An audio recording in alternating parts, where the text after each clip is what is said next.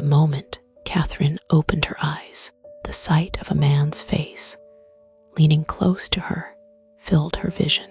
His deep-set brows and distant eyes, along with his tall nose bridge and thin lips, made him an unbelievably handsome man. Michael, this was the very face she had wanted to see moments before her death. Could it be that God had pitied her and granted her final wish? Was this her opportunity to see him again? After being blind for so long, she did not dare to blink.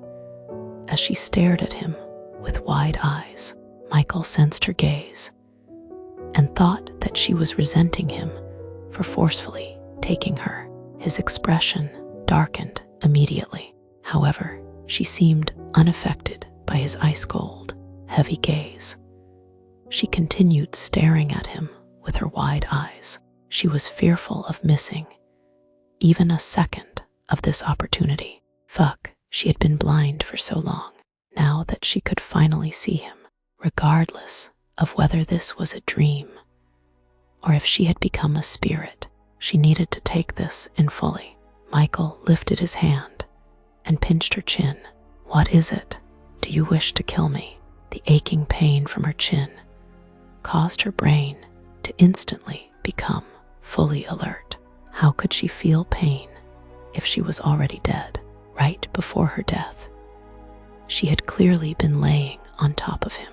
Why was he suddenly above her? And why did he appear to be alive? He was alive.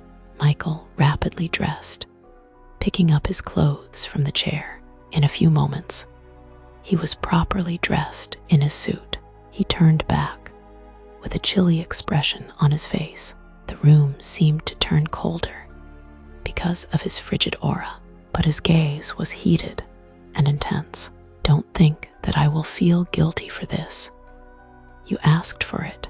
Those words were so familiar. His harsh words caused her to collect her haphazard thoughts. She scanned the room and found it to be a hospital ward.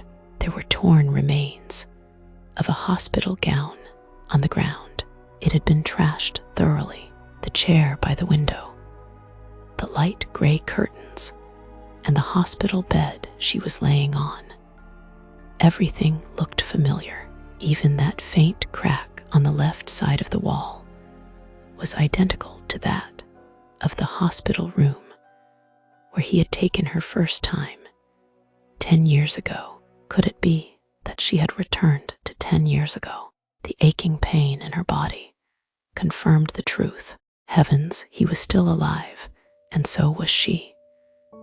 This was a miracle. At this moment, she had yet to become paralyzed. Her eyes were also unharmed. Agitated tears blurred her vision.